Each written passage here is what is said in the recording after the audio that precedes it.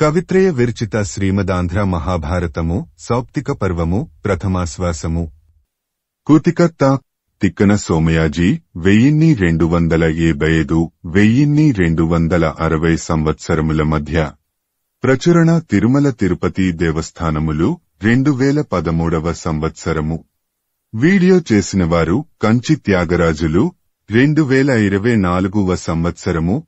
కవిత్రయ విరచిత శ్రీమదాంధ్ర మహాభారతము సౌప్తిక పర్వము ప్రథమాశ్వాసము.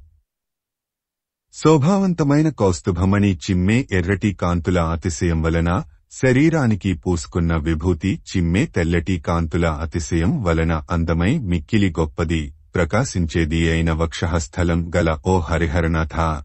వచనము. ఓ హరిహరనాథ. వ్యాస శిష్యుడైన వైశంపాయన మహర్షి జనమేజయ మహారాజుతో ఈ విధంగా అన్నాడు. తేటగీతి. సంజయుడి ద్వారా అశ్వత్థామ పొందిన శత్రు సంహారోత్సాహాన్ని ఆ రీతిగా విన్న ధృతరాష్ట్రుడు సంజయుడితో ఇట్లా అన్నాడు. సంజయ, వీరశ్రేష్ఠుడనదగిన అశ్వత్థామ అతడికి తోడుపడే రథికులు ఎట్లా పరాక్రమించారో చెప్పుము. వచనము. అని అనగా ఆ ధృతరాష్ట్ర మహారాజుతో సంజయుడు ఇట్లా అన్నాడు. ఆ విధంగా దుర్యోధనుడు అశ్వత్థామకు సేనాధిపత్యాభిషేకం చేయించగా ఆ కృపాచార్యుడు కృతవర్మ అశ్వత్థామ యొక్క శత్రు సంహారోత్సాహానికి ప్రోత్సాహకరమైన పనియందు ప్రవర్తిల్లారు. ఆ ముగ్గురు దుర్యోధనుడు తమను పాండవులను చంపటానికి పంపగా ఆ రీతిగా పూని దక్షిణ దిక్కుకు వెళ్లి ఆ తర్వాత పడమటగా ఉన్న పాండవుల శిబిరం వైపు వెళ్లారు. ఆ విధంగా ఆ శిబిరానికి దగ్గరగా పోయి ఆ రథిక శ్రేష్ఠులు విని ఉత్పలమాల. ఆ శిబిరంలో ఉన్నవాళ్లందరూ జయోత్సాహంతో పొంగిపోతూ పెద్ద పెద్ద కంఠస్వరాలు మ్రోగుతుండగా అరుపులు అట్టహాసాలు చేశారు. మిన్నుముట్టే ఆ ధ్వనిని విని అప్పుడు తమను వెదకటానికి వేగంగా వెళ్లే సేనలు చేసే ధ్వనిగా భావించి ఆ ముగ్గురు వీరులు అక్కడికి వెళ్లటానికి భయపడ్డారు. వచనము. ఆ వీరులు భయంతో అక్కడికి పోవటం మాని ఎక్కడికో తప్పుకొని నిలిచి తరువాత తాము చేయవలసిన పనిని గూర్చి ఆలోచించుకుంటూ తిరిగి తూర్పు దిక్కుగా కొంత దూరం వెళ్లారు అని సంజయుడు చెప్పే మాటలను ఆసక్తి లేకుండా వింటూ తనకు సంభవించిన దుస్థితిని గూర్చి తలుచుకుంటూ ధృతరాష్ట్రుడు అతడితో ఇట్లా అన్నాడు. సీసము. ఆట వెలది. ఓయి సంజయ, దుర్యోధనుడు ఈ విధంగా భీముడిచేత దెబ్బతిని చనిపోతాడా? అతడు బలపరాక్రమాలలో ఇతరులకు జయించరానివాడని నమ్మి ఉన్నాను. నూరుగురు కొడుకుల చావు విని కూడా నా మనస్సు ముక్కలు ముక్కలే పోకపోవటం చూస్తే అది రాతితో నిర్మించబడి ఉండాలి. ఇకమీద దాస్యభావంతో ఆ పాండవులను ఆశ్రయించలేను. నేను అటువంటి మహారాజుకు తండ్రినై దొరతనంతో వెలిగి పరమ దైన్యంతో ప్రవర్తించగలనా? ఆ భీముడు పలికిన నిందావాక్యాలు నేను వినగలనా? వచనము. అని పలికి ధృతరాష్ట్రుడు అశ్వత్థామ మొదలైన వీరులు తర్వాత ఏం చేశారని అడుగగా అతడితో సంజయుడు ఇట్లా అన్నాడు. కందము. ఆ అశ్వత్థామాది రథిక శ్రేష్ఠులు ఈ రీతిగా మరలిపోయి అడవిలో ప్రవేశించి ఒక మడుగును చూశారు. రథచోదకులు గుర్రాలను నీళ్ల కోసం విడిచిపెట్టగా అప్పుడు తామును. వచనము. అశ్వత్థామాదులు రథాలు దిగి నీళ్లు త్రాగి ఆ చప్పుడు వచ్చే దిశవైపు చెవులొగ్గి వింటున్నారు. తేటగీతి. ధృతరాష్ట్ర మహారాజా, అంత సూర్యాస్తమయం అయింది. అప్పుడు ఆ రథిక శ్రేష్ఠులైన కూపాశ్వత్థామ కూతవర్మలు ముగ్గురు సాయంకాల సంధ్యావందనాది కార్యక్రమాలు నిర్వర్తించారు. వచనము. ఆ విధంగా చేసి వాళ్లు ఒక మర్రి చెట్టు దగ్గర ఆసీనులయ్యారు. అప్పుడు. తేటగీతి. ధృతరాష్ట్ర. ఆ సమయంలో ఆ ముగ్గురి ముఖబింబాలతో పాటు పద్మాలు ముడుచుకున్నాయి. దుఃఖాంధకారంతో పాటు చీకట్లు వ్యాపించాయి. అనేక ఆలోచనలతో పాటు భూతాలు పిశాచాలు ఒప్పాయి. కందము. ధృతరాష్ట్ర మహారాజా, అశ్వత్థామకు ఎట్లాగూ యుద్ధం సిద్ధిస్తుంది అని దేవతల సమూహం మిక్కిలి వేడుకతో చూడాలని వచ్చిందా అన్నట్లుగా ఆకాశంలో నక్షత్రాలు కనబడ్డాయి. వచనము ఇట్లా రాత్రి అవటంచేత పగలు సంచరించే ప్రాణులు సంచరించటం మానివేశాయి. రాత్రి తిరిగేవి తిరుగనారంభించాయి. అప్పుడు ఆ ముగ్గురు దుఃఖాక్రాంత మనస్కులై కౌరవసేన నిష్కారణంగా చావటానికి సంబంధించిన మాటలు మాట్లాడుకుంటూ ఉండి శ్రమచెంది కొంతసేపటికి నేలమీద మేనులు వాల్చి దుఃఖిస్తూ ఉండిపోయారు. వాళ్లలో కృపాచార్యుడు కృతవర్ముడు నిద్రించారు. కాని అశ్వత్థామ కోపాతిశయంచేత నిద్రపోక మర్రి చెట్టు అంతటా చూస్తూ దాని శాఖోపశాఖలలో దాగి నిద్రిస్తూ ఉన్న ఎన్నో కాకులను చూచాడు.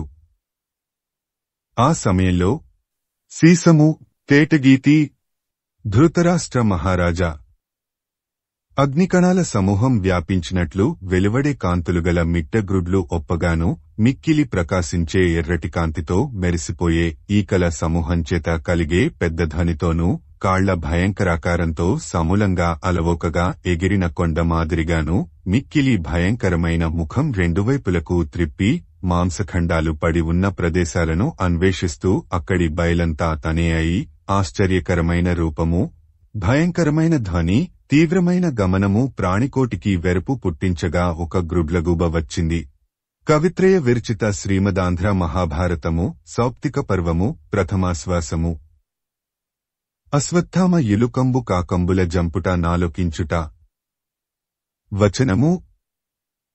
ఆ విధంగా గుడ్లగూబ వచ్చి ఆ చెట్టు కొమ్మను ఆధారంగా చేసుకుని ఆ కాకులను చూచి తన అవయవాల ఆధిక్యాన్ని తగ్గించుకొని మెల్లగా నడుస్తూ ప్రవేశించి వాటిని చుట్టుకొని ఆక్రమించుకొని ఉత్పలమాల. ధృతరాష్ట్ర. కొన్ని కాకుల పీకలు నులిమి, కొన్నింటి కాళ్లు భయంకరంగా విరుగకొట్టి, కొన్నింటి రెక్కలు నరికి, కొన్నిటి పొట్టలు అలవోకగా చీల్చి, కొన్నిటిని అదిమి పట్టుకొని వెన్నెముకలు పొడిచిచేసి ఈ విధంగా ఆ గ్రుడ్లగూబ ఆ కాకులను అన్నింటినీ అతివేగంగా చంపింది. వచనము.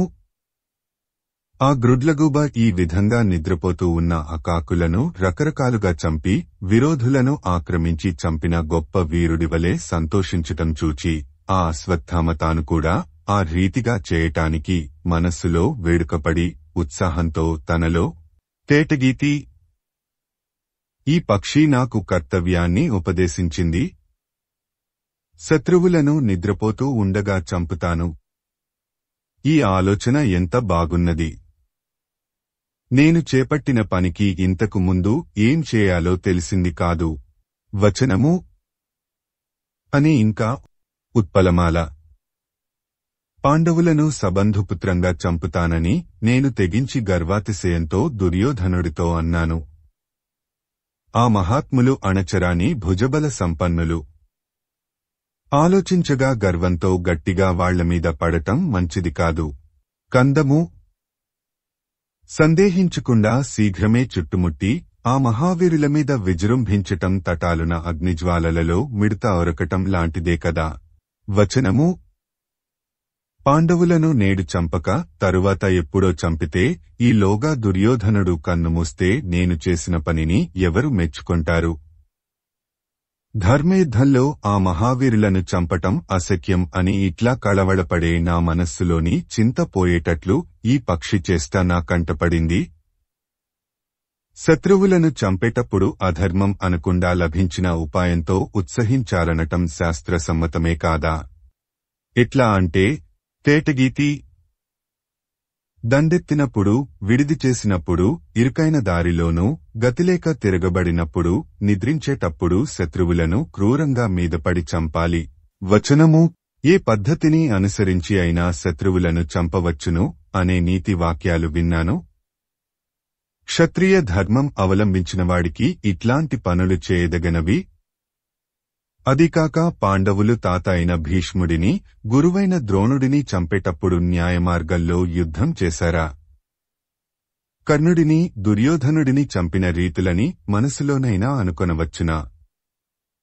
కాబట్టి దుష్టమైన ఉపాయాలు గల పాండవులను నిద్రించేటప్పుడు ఆకస్మికంగా చంపటం నీతే కాని నిందించదగింది కాదని నిర్ణయించుకున్నాడు.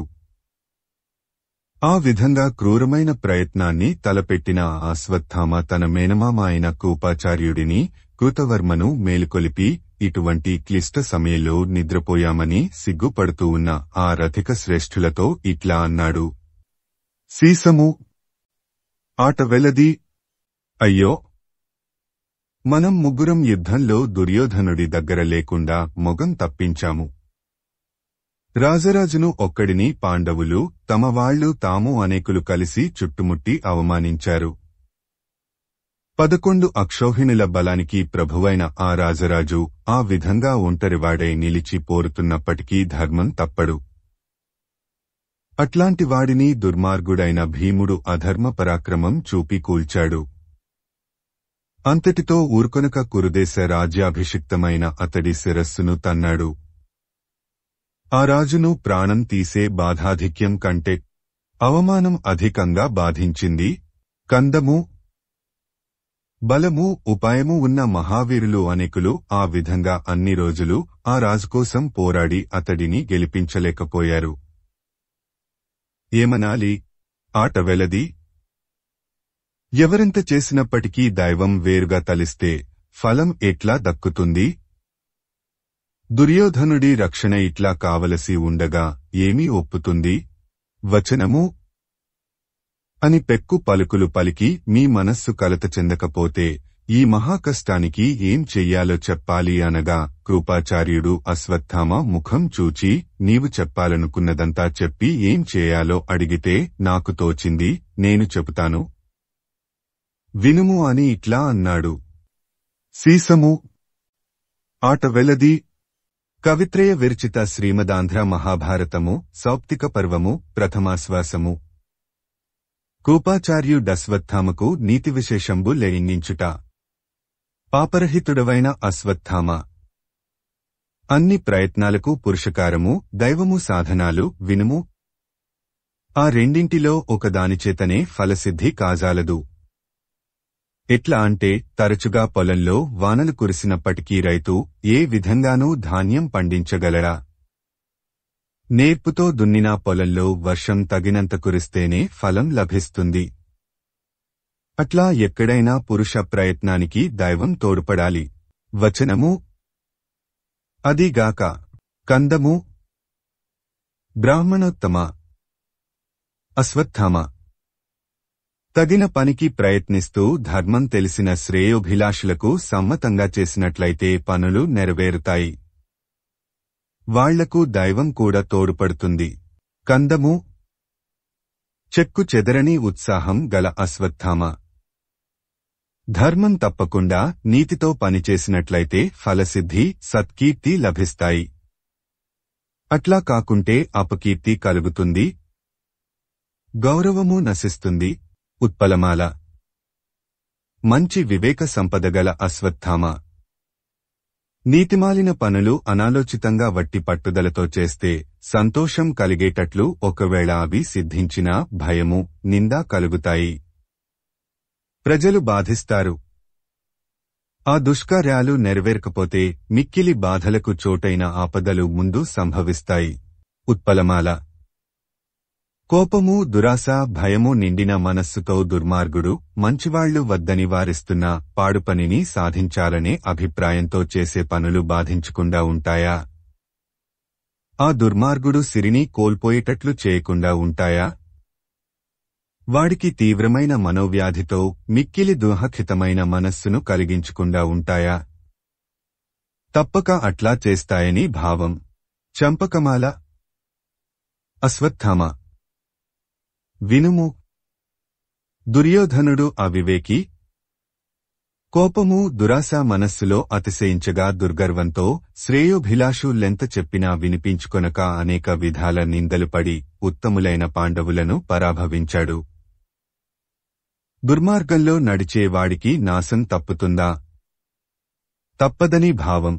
వచనము అని పలికి అశ్వత్థామ మీ మనస్సు కలత చెందకున్నట్లయితే చేయదగనదానిని చెప్పాలని తమను అడిగిన మాటలు గుర్తుచేసి కందము శత్రునాశంకరుడవైన అశ్వత్థామ లోక ప్రసిద్ధంగా దుష్టస్వభావుడైన రాజు పోయినట్లే పోగా నిందా కీడు కలిగి దుఃఖం అతిశయిస్తే మనస్సు కలత చెందదా?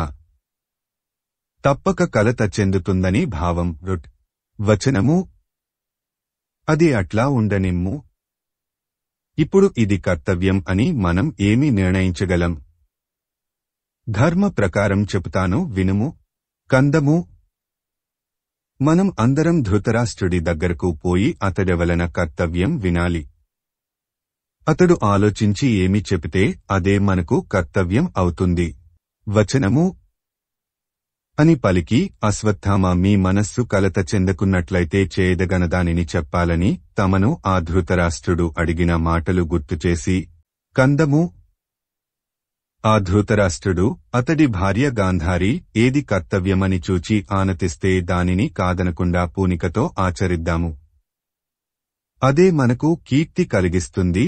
వచనము: ఆ గాంధారి ధృతరాష్ట్రుల దగ్గర విదురుడు కూడా ఉంటాడు. ఆ ముగ్గురు ఆలోచించి చెప్పిన పనికి నింద ఉండదు. అదిగాక ఎంత శ్రమించినా దైవదూషితాలైన కార్యాలు ఫలిస్తాయా?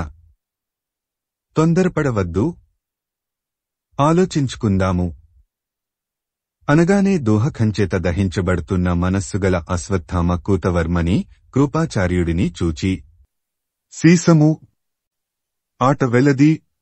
కవిత్రయ విరచిత శ్రీమదాంధ్ర మహాభారతము సౌప్తిక పర్వము ప్రథమాశ్వాసము. అశ్వత్థామ కూపాచార్య కూతవర్మలతో దనపూన్కి స్థిరీకరించుట. నేర్పు ఈ విధమైనది. ఇది వెర్రితనం అని ప్రతివాడు తనకు తెలిసిన విధంగా తన పని ఎందలి చూపే మంచిదని భావిస్తాడు. ఇతరుల నేర్పులను అంగీకరించడు. తన తలపే మంచిదని పొగడుకొంటాడు. ఇతరుల మనోభిప్రాయాలను నిందిస్తాడు. తన ఆలోచనలు నిలకడగా ఉండక రకరకాలుగా ఉండటం గమనించడు. తమ చిన్నతనంలో ఏర్పరచుకున్న అభిప్రాయాలను తిరస్కరించి యౌవనం వచ్చాక వేరే అభిప్రాయంపై మక్కువ చూపుతాడు. ముసలితనం వచ్చినప్పుడు అది కూడా విడిచిపెట్టి వేరే నేర్పులను ఆచరిస్తాడు. కందము: మానవుడు ఆపదలో ఉన్నప్పుడు ఒక పని మంచిదని భావించి దానిని ఆచరిస్తాడు. సంపద వచ్చినప్పుడు వేరే చూపుతో అది ప్రశస్తమని భావించి ప్రవర్తిస్తాడు. కందము: మనుష్యుడు మరణాదులకు కూడా తెగించి ఒక పని మంచిదని దృఢనిశ్చయంతో ఇష్టపడి దానిని మిక్కిలి మేలైనదని వదలక ఇతరుల తలంపులను తోసి పుచ్చుతాడు. వచనము: మీకు తెలియనిది లేదు. నాకు తోచిన కార్యం మనకందరికీ శోకం పోగొట్టేది. దానిని వినండి చెబుతాను.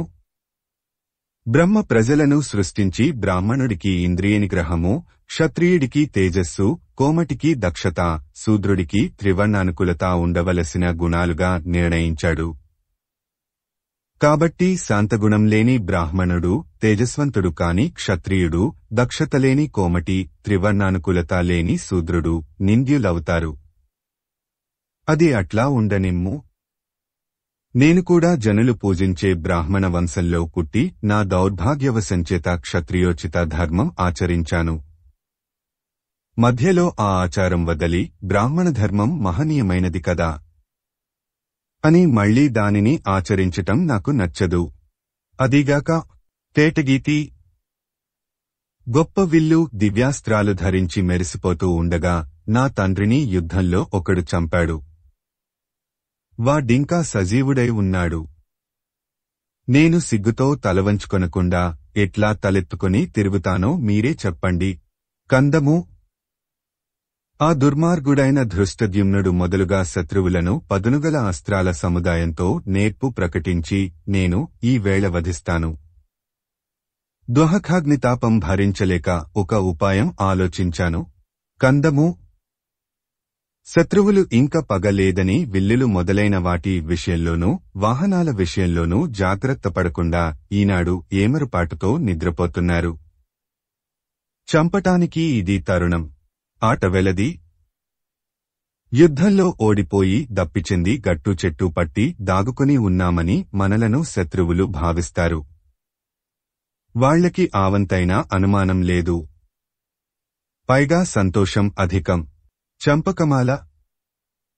జయగర్వంతో తేలిపోతూ పరాకుగా ఉన్న శత్రువులపైకి నేను దండెత్తిపోయి శీఘ్రంగా తాకుతాను. బాణాల సత్వరమైన పటుత్వంతో అనేకులను ఖండిస్తాను. కొందరిని ప్రకాశించే ఇనుపగుదియల సమూహంతో చంపుతాను. నేల రక్తంతో తడిసేటట్లుగా కొన్ని పీకలను కత్తులతో కోస్తాను.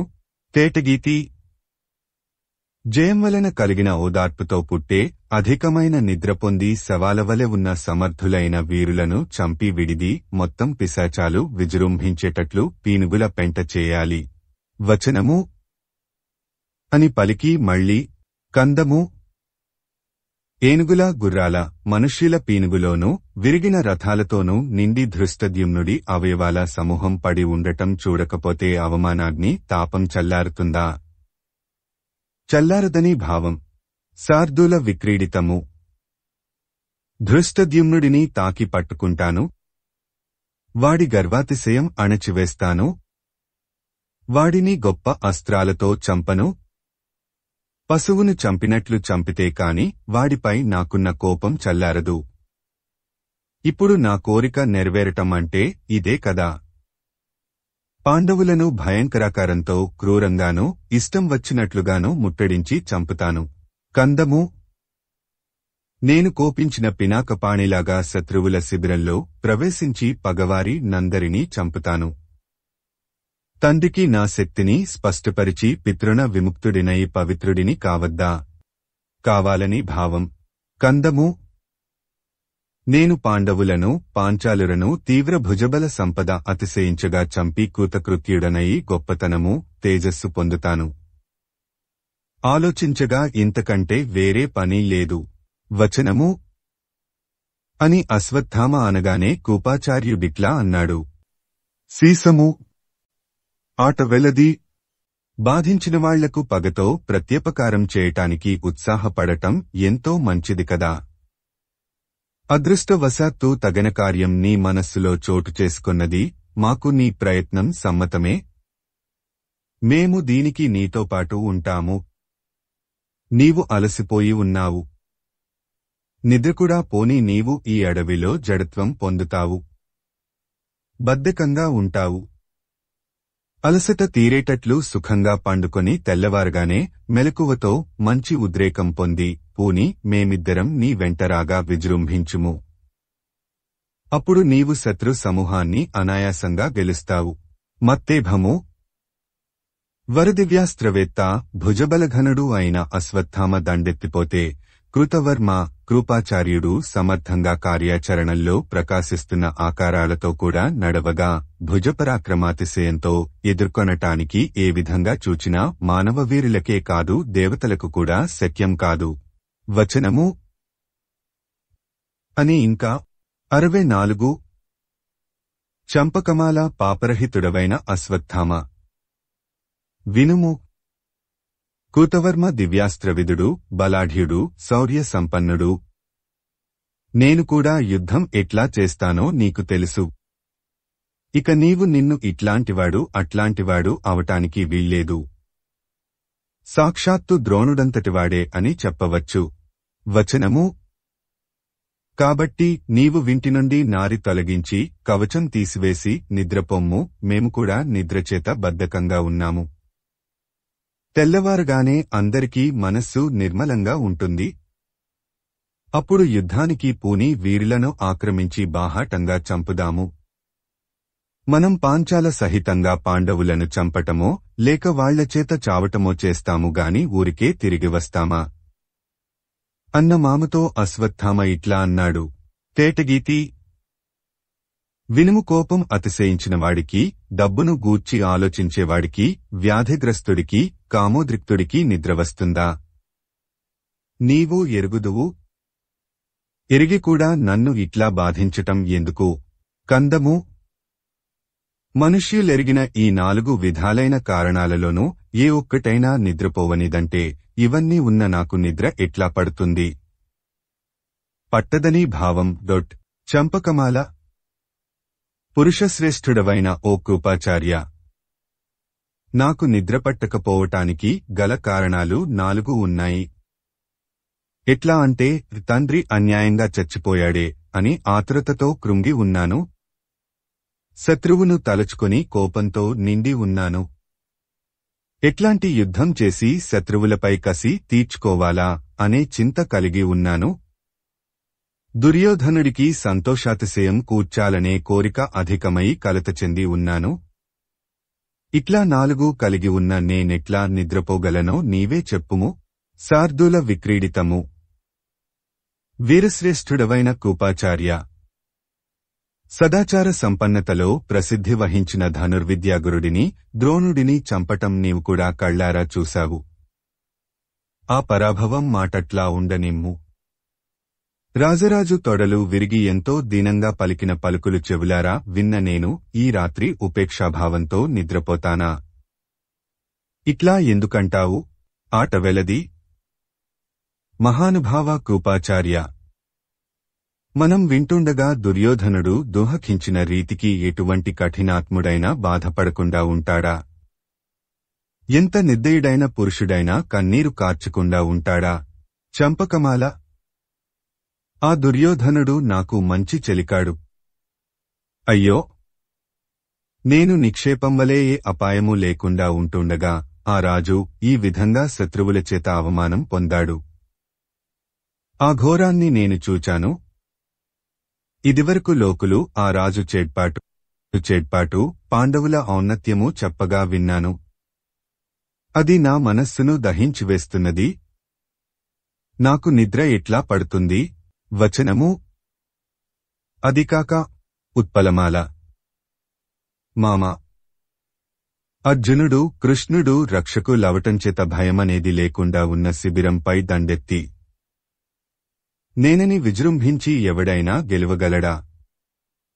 ఎట్లా అయినా శత్రువుల విజృంభణం అణచటం మగతనం. నేను రాత్రివేళ పురికొని తలపడితే అశ్రమంగా గెలుస్తాను. ఆట వెలది. ఇట్లా నిర్ణయించుకొని పెద్ద ప్రయత్నంతో ఉన్నాను. ఇట్లాంటి నన్ను వారించలేనని తెలియక అట్లా అన్నావు. దుర్యోధనుడు చూపిన ఆదరం వ్యర్థం చేసి తిరిగిపోవటం ఎట్లా సాధ్యం? కందము. పాండవులను ద్రుపదరాజు సంతతిని చతురంగ బలాలతో కూడా సర్వవిధాల నిద్రాసమయంలో చుట్టుముట్టి చంపుతాను. వచనము. చంపి మరీ విశ్రమించి నిద్రించి సుఖిస్తాను. నీవు నిద్ర అంటూ ఆ పూనికను మాన్పి నన్ను మరలించాలని చూస్తున్నావు. ఇది నీకు న్యాయమా? అనిన అశ్వత్థామతో కూపాచార్యుడిట్లా అన్నాడు. కవిత్రయ విరచిత శ్రీమదాంధ్ర మహాభారతము సౌప్తిక పర్వము ప్రథమాశ్వాసము. కూపాచార్యుడు నిద్రాసక్తుల జంపదగదని యశ్వత్థామకు హితవు చెప్పుట. చంపకమాల. కార్యాచరణ పద్ధతులు కోపావిష్ట మనస్కుడు తను ఎరగడు, ఇతరులు చెప్పినా తెలుసుకొనలేడు. మంచి బుద్ధిమంతుడికి కూడా తక్కిన నీతికార్య విధానం మిత్రులు చుట్టాలు వెంటబడి చెపితే తెలుస్తుంది కాని మనసులో సుస్థిరంగా నాటుకొనదు. కందము. ఎప్పుడూ మనస్సులో ధర్మస్థితిని భావిస్తూ మిత్రులు చెప్పే ఉపాయాన్ని గర్వం విడిచిపెట్టి ఆచరిస్తూ ఇంద్రియాలను జయించి నడుచుకొంటే మేలు కలుగుతుంది. తేటగీతి. ఆప్తులైన వాళ్లు తగిన విధంగా తమ మిత్రులను అపమార్గం పట్టిపోకుండా యువతలకి లాగుతారు. కాని ఆ వసులైన వాళ్లలో పుణ్యాత్ముడు దుర్మార్గం నుంచి తొలగుతాడు. నిర్భాగ్యుడు తొలగలేడు. కందము. మిత్రులైన ఉపాయశాలులు బుద్ధిమంతులైన వాళ్లకు చెడిపోకుండా కార్యపద్ధతిని పీడించి అపరాధం మోపి తొలగిపోయేటట్లు మాటలను అని బోధిస్తారు. కందము. సద్గుణనిధి అశ్వత్థామ, నా మాట విని కోపోద్రేకం విడిచిపెట్టి నీ మనస్సుకు తిన్నదనాన్ని కలిగించుము. పట్టుదల, కోపము, క్రూరత్వము విడిచిపెట్టుము. వచనము. ఆ పక్షంలో నీకు తరువాత విచారించవలసిన పని ఉండదు. నిద్రించినవాడిని, నిరాయుధుడైన వాడిని, వాహనం విరిగిపోయిన వాడిని, శరణన్నవాడిని, జుట్టుముడి వీడిన వాడిని వధించటం ధర్మం కాదు. ఇప్పుడు సైన్యం అంతా పాండవులు, పాంచాలురు నిద్రపోతుంటారు. నిద్ర చావువంటిదే కాదా? శవాలవలె పడి ఉన్నవాళ్లను చంపి పాపం మూటకట్టుకుని నరకంలో పడటం మంచిదా? అస్త్రవిద్యాపరంగతులైన రథిక శ్రేష్ఠులలో గొప్పవాడు అని పేరు పొంది ఇంతవరకు ఏ విషయంలోనూ కళంకం లేని నీవంటివాడికి ఇటువంటి పాడుపని చేయదగనదా? ఇది పరిశుద్ధమైన వస్త్రం మీద మరక ఏర్పడినట్లు ఉంటుంది. సూర్యుడితో సమానుడైన నీవు సూర్యోదయ సమయంలో ప్రకాశించే విధంగా పరాక్రమించటానికి ఆరంభించుము. అనగానే అశ్వత్థామ కూపాచార్యుడితో ఇట్లా అన్నాడు. సీసము, ఆట వెలది. నీవు చెప్పినదంతా నిజం. ఆజ్ఞాపించదగనవాడవై నాకు హితం ఉపదేశించావు. నీకు నేను చెబుతాను, సావధానంగా వినుము. రాజులందరూ చూస్తుండగా నా తండ్రిని అస్త్రసన్యాసం చేసినవాడిని ఆ విధంగా ద్రుపదుడి కొడుకు ధృష్టద్యుమ్నుడు మహాపాపం అని సందేహించక తలపట్టుకుని చంపాడు.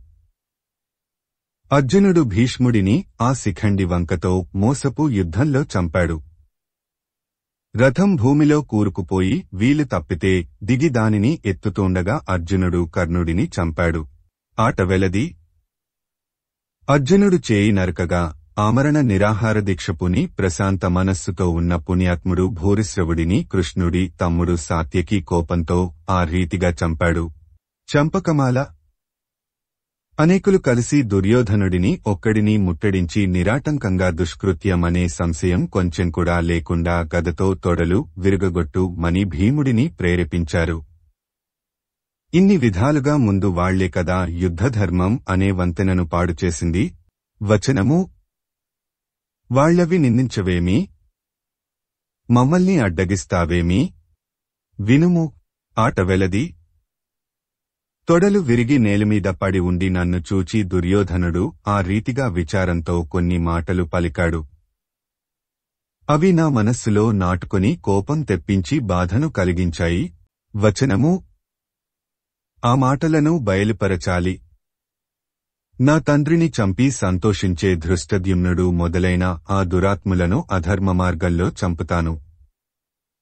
దానివలన నాకు పురుగు పుట్టువు కలిగినా మంచిదే కాని ఈ ప్రయత్నం మానలేను. నన్ను ఆపడం ఎవరితరం అని తటాలున లేచి అశ్వత్థామ రథం ఎక్కటం చూసి కూపాచార్యుడు, కృతవర్మ, ఆట వెలది. పాపరహితుడవైన అశ్వత్థామ, నీవు మేము రాజు పనిమీద ఇక్కడికి ఏకాభిప్రాయంతో వచ్చాము. ఇటువంటి మమ్మల్ని వేరుచేసి నీవు ఒక్కడివే పనిచేయటం తగునా? చంపకమాల. కూపకృతవర్మలట్లా అనగానే అశ్వత్థామ ఆ మహాశైలతో ఇట్లా అన్నాడు. ఈ నేను తప్పకుండా వెళ్లి ధృష్టద్యుమ్నుడిని చుట్టుముట్టి గొప్ప భుజబలము, పరాక్రమము, చలించని ధైర్యము ప్రకాశించగా వాడు దుర్గతికి పోయే చావు చచ్చేటట్లు చంపుతాను. మీకూడా తెలివి కలిగి నాతో కలిస్తే అన్ని విధాలా ప్రసిద్ధికెక్కుతాం. ఆట వెలది. వేరే ఆలోచనలు మాని నాతో రండి అని అశ్వత్థామ పోతూ ఉంటే ధృతరాష్ట్ర. అప్పుడు ఆ రథిక శ్రేష్ఠులిద్దరూ పూని రథాలెక్కి సంసిద్ధులై ముగ్గురూ త్రేతాగ్నులవలె ఉప్పి వెళ్లారు. వచనము, ఆ రీతిగా వెళ్లి నిద్రతో ఒళ్ళు తెలియక పడి ఉన్న పాండవుల సేనను సమీపించారు అని సంజయుడు చెప్పగా విని ధృతరాష్ట్రుడు అతడితో ఇట్లా అన్నాడు. ఆట వెలది. దుర్యోధనుడిని పడగొట్టి గెలుపు, తేజస్సు పొందిన మహావైభవోపేతులైన శత్రువుల స్కంధావరాన్ని ఆక్రమించటానికి మనస్సులలో సాహసం కలిగి ముగ్గురు అట్లా సమీపించటం ఆశ్చర్యకరం. వచనము, వాళ్ళు ఏం చేశారో వివరంగా చెప్పుము అంటే ఆ సంజయుడు ధృతరాష్ట్రుడితో ఇట్లా అన్నాడు. అట్లా శిబిరద్వారం దగ్గరికి నడచి తనకు తోడుగా వచ్చిన కూపకృతవర్మలను అతిక్రమించి అశ్వత్థామ మిక్కిలి కోపావేశంతో పోవాలని యత్నించాడు. ఆ సమయంలో సీసము, తేటగీతి, కవిత్రయ విరచిత శ్రీమదాంధ్ర మహాభారతము సౌప్తిక పర్వము ప్రథమాశ్వాసము.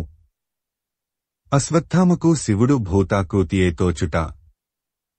రక్తం కారే పులితోలు వస్త్రం వలె ప్రకాశిస్తుండగా పాములు జందెములుగా ముత్యాల పేరులుగా భుజకీర్తులుగా ఒప్పుతూ ఉండగా తెరుచుకున్న పెద్ద నోటి రంధ్రము, అందులోని వాడికోరల సమూహము భయంకరం కాగా ప్రకాశించే కాంతులతో మెరిసే వేలకొద్దీ కళ్ళు ఒప్పగా భయంకరము, సుందరము ప్రకాశించేది అయి పెద్ద రూపం ఆశ్చర్యం కలిగిస్తూ ఉండగా ఒక భూతం వెరపు కలిగించేటట్లు ఆ అశ్వత్థామ ఎట్టేదుట ప్రత్యక్షమైనది. కందము. ధృతరాష్ట్ర మహారాజా, వినుము. ఆ భూతం ఇటువంటిదని యథార్థ్యం నిర్ణయించటానికి దేవతలకు కూడా తరం కాదు. దాని ఆకారం చూస్తే కొండ అయినా బ్రద్దలవాల్సినదే. వచనము. ఈ రీతిగా అతడి ఎదుట పుట్టిన ఆ మహాభూతం గుహలాంటి నోట్లోనూ, ముక్కు రంధ్రాల్లోనూ, చెవుల్లోనూ, కన్నులలోనూ అన్నిటిలోనూ మంటలు వెలువడి ఆకాశంలో విజృంభించగా, దాని శరీరకాంతి కిరణాల్లో నుండి శంఖం, చక్రం, గద ధరించిన విష్ణువులనేకులు వెలువడ్డారు. ఇట్లా సర్వప్రాణులకు వెరవు పుట్టించే ఆ మహాభూతాన్ని చూసి ఆ వీరశ్రేష్ఠుడైన అశ్వత్థామ చంపకమాల మనసులో ఏ మాత్రమూ బెదిరిలేకుండా పరాక్రమ సంపద ఒప్పేటట్లు భల్లము మొదలైన బాణ సమూహాలు ప్రయోగించగా, భూతం నోరు పెద్దది చేసి బడబాగ్ని, సముద్రపు నీటిని అతి భయంకరంగా త్రాగేటట్లు వాటినన్నిటినీ నివారించరాని విధంగా మృంగింది. చంపకమాల. ధృతరాష్ట్ర మహారాజా ఆ రీతిగా సాటిలేని బాణాలు వ్యర్థం కాగా అశ్వత్థామ చూచి కాంతులతో ప్రకాశించే గొప్ప శక్త్యాయుధాన్ని ప్రయోగించాడు. అది భూతాన్ని తాకి ప్రళయకాలపు సూర్యబింబాన్ని తాకిన గొప్ప ఉల్కవలే చిన్న చిన్న ముక్కలై నశించింది. దానికి అశ్వత్థామ చింతించాడు. చంపకమాల. గొప్ప మనోబలం కల ఆ అశ్వత్థామ కన్నంలో నుండి పాము వలె ఒరలోనుంచి భయంకరమైన ఖడ్గాన్ని లాగి వెరవు తోచే విధంగా అమితవేగంతో గట్టిగా విసరగా, అది భూతం శరీరాన్ని తాకి దూదివలె కాలి నశించింది. తేటగీతి. ధృతరాష్ట్ర ఆ వీరోత్తముడైన అశ్వత్థామ కోపావేశంతో తోమర సమూహాన్ని, చక్ర సమూహాన్ని ప్రయోగించి విజృంభించాడు. ఆ మహాభూతం చిరునవ్వుతో వెంటనే వాటన్నిటినీ మృంగివేసింది. కందము.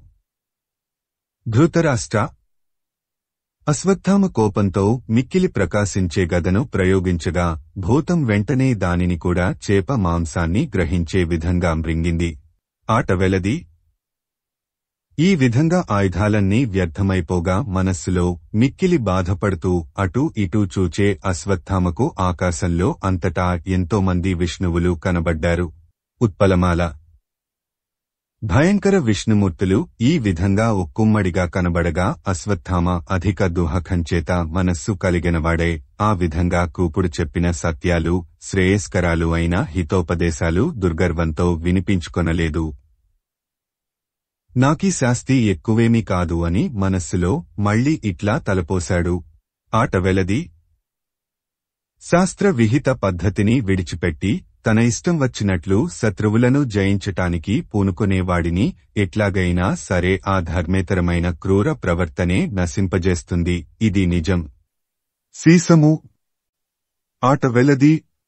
ఆవును బ్రాహ్మణుడిని, బాలుడిని, ముసలివాడిని, గ్రుడ్డివాడిని, చెలికాడిని, సోదరుడిని, మందుడిని, ఏమరినవాడిని, మైకల్లో ఉన్నవాడిని, గురుడిని, పిచ్చివాడిని, నిద్రపోతున్నవాడిని, ఆడదానిని, భయపడినవాడిని అస్త్రశస్త్రాలతో కొట్టి బాధించటం చేయదగింది కాదని పెద్దలంటారు. అటువంటి ధర్మమార్గం విడిచిపెట్టి దురాలోచనతో, రాక్షస ప్రవృత్తితో వైరం అణచటానికి ప్రయత్నిస్తే కీడే కాని కార్యం నెరవేరుతుందా? మిక్కిలి అతిశయించిన భయంతో మరలగలగటం కష్టం. బలం దైవం ముందు, భూతం ముందు పనికిరాదు. ఇంకేమి చేయటం? ఉత్పలమాల. అధర్మ ప్రవర్తన చేటుకి మార్గమై ఎప్పటికీ ఫలించదు. ద్రోణుడి కొడుకునైన నేను దుష్టపరాక్రముడనే నిందకర్హుడినా? గర్వితమైన మనస్సు భూతం ప్రవర్తన క్రమం తెలుసుకొనలేదు. ఎంచగా మహాశ్చర్యాన్ని కలిగించే ఈ కార్యవిధానానికి మూలకారణమేమిటో? పాపకార్యాలలో ప్రసిద్ధుడైనవాడు కార్యపద్ధతిని తెలుసుకొనగలడా? వచనము. అని అనేక విధాల చింతించి చెదరిన మనస్సును కుదుటపరుచుకుని ఇట్లా నిర్ణయించాడు. శార్దూల విక్రీడితము. నేను నా మనస్సును కేంద్రీకరించుకొని ఆపదలనే చీకట్లకు సూర్యుడైనవాడు, పార్వతీపతి, దయార సంచేత తడిసిన మనస్సు కలవాడు, లోకాలను పుట్టించటం, పోషించటం, నశింపజేయటం అనే పనులలో ఆరితేరినవాడు, దేవేంద్రాది దేవతలచేత పూజింపబడేవాడు అయిన మహాదేవుడిని అధిక భక్తితో సేవిస్తాను. ఆట వెలది. ఆ దేవుడు సర్వదేవతామయ స్వరూపుడు.